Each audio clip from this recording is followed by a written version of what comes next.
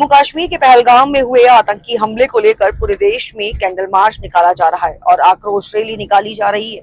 इसी बीच भारतीय जनता पार्टी के मनोज शर्मा की मौजूदगी में कैंडल मार्च निकाला गया। उन्होंने अपना दुख मीडिया के जरिए जाहिर किया। उन्होंने कहा कि हमें उम्मीद नहीं थी कि पाकिस्तान इस हद तक गिर सकता है। अब पाकिस्तान को भारत सरकार और देश के प्रधानमंत्री नरेंद्र मोदी बताएंगे कि भारत की सरकार और भारत के भारतीयों में कितना दम है। उन्होंने कहा कि पाकिस्तान ने धोखे से वार किया है, हम सामने से वार करेंगे और जिस तरीके से आतंकवादियों ने नाम पूछकर मारा है, हम नाम और धर्म बताकर मारेंगे। और क्या कुछ कहा, आइए सुनाते हैं इस खास रिपोर्ट में। और ये बार बार ऐसा जो शर्मनाक हादसा हमारे बीच हुआ है, हमें इसको भूलने नहीं देना है। 28 निर्मम हत्याएं, जिसकी अभी 16 तारीख को शादी हुई थी, केवल 6 दिन शादी को हुए थे और वो खुद नेवी के अफसर थे, कॉम्बैट फाइटिंग में एक्सपर्ट थे। पर क्योंकि कश्मीर में अगर हम यहाँ से जाएंगे तो हमें असला ले जाने का अनुमति नहीं है। इमेजिन करिए अगर उनके हाथ में एक बंदूक होती तो वो मैं दावे के साथ कहता हूँ कि वो चारों पांचों जो राक्षस थे वो बचते नहीं। वो इतनी ट्रेनिंग में एक्सपर्ट थे। उस निर्मम हत्या को खाली नहीं जाने देना है। मेरा सभी समाज की ओर से, महबूबी मार्केट एसोसिएशन की ओर से इन 28 दिवंगत आत्माओं को मेरा नमन है, श्रद्धांजलि है और बहुत बहुत धन्यवाद मुझे बोलने का मौका दिया। हजारों धरने, हजारों बार मोमबत्तियां लगी, मगर अब वो दिन नहीं आना चाहिए जो यहाँ पर मोमबत्ती फिर से लगे। और लगे तो ऐसी जगह हम लोग ताली बजाते हैं तो हम लोग पाकिस्तान को जितना भूल कर दे और उनसे हमारा भारत फतेह कर दे।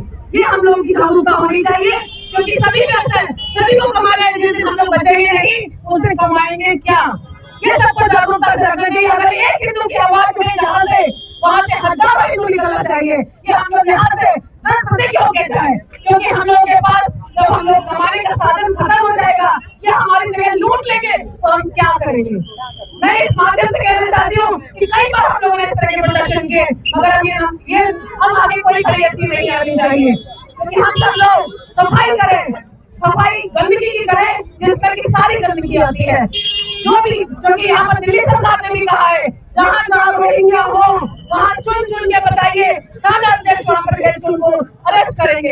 यहाँ कई जगह ऐसी है जहाँ पर रोहिंग्या छुपे पड़े हैं। हम सबको जागरूकता से अकेले कोई न जाए, जहाँ जाए 40-50 की संख्या में जाए और उनको वहाँ पर बताएं। आज हम यहाँ पर सभी लोग जो पहलगाम में विश्व हत्या हुई उसके लिए इकट्ठे हुए हैं। आज तो यह सिर्फ मोमबत्ती से कैंडल मार्च था, लेकिन मैं पाकिस्तान को बता देना चाहता हूँ कि मंच के माध्यम से अभी तो ये लड़ाई है, आगे और लड़ाई है। अभी तो ये लड़ाई है, आगे और लड़ाई है। हम सब लोग मिलकर इसको संघर्ष को अब शुरू है, इसको धीरे धीरे पूरे मुकाम तक लेके जाएंगे। और पहले पाकिस्तान में सर्जिकल स्ट्राइक हुई थी, हमारे देश के पहले खोजे गई थी। अब इस देश का बच्चा पाकिस्तान में घुसकर इस बदले को लेगा। जो कि हमारे 28 लोगों की निर्मम हत्या हुई है उसका हमारे अंदर खून खोल रहा है।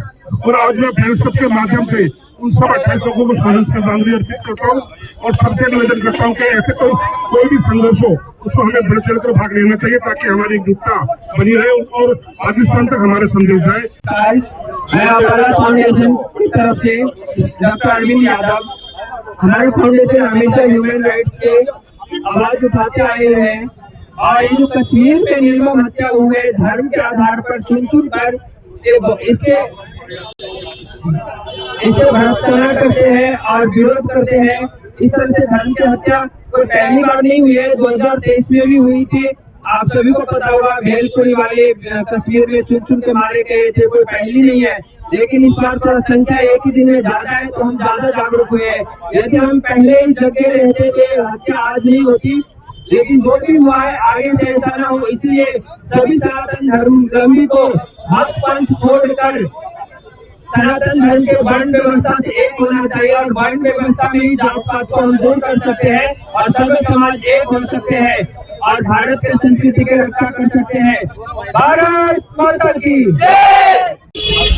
मेरा नाम आयशा शर्मा हुआ। मैं यही कहना चाहूंगी कि अभी जो पहलगाम में हुआ, जो ये पाकिस्तानियों का, क्योंकि स्टार्टिंग से है फूट डालो राज करो, तो ब्रिटिशर्स के टाइम से आ रहा है और ये उसी को फॉलो कर रहे हैं। तो मैं उन्हें यही कहना चाहूंगी कि अब ऐसा नहीं चलेगा, क्योंकि हमारे देश में हम सारे यूथ स्पेशली हम लोग भी बहुत एक्टिव हो रहे हैं इस चीज़ को लेके, क्योंकि ये अटैक कहीं भी हो सकता है। अभी पहलगाम में हुआ है, कश्मीर में हुआ है, अभी इतने सारे टूरिस्ट प्लेसेस है, मनाली, कसौल, कहीं भी ये हो सकता है।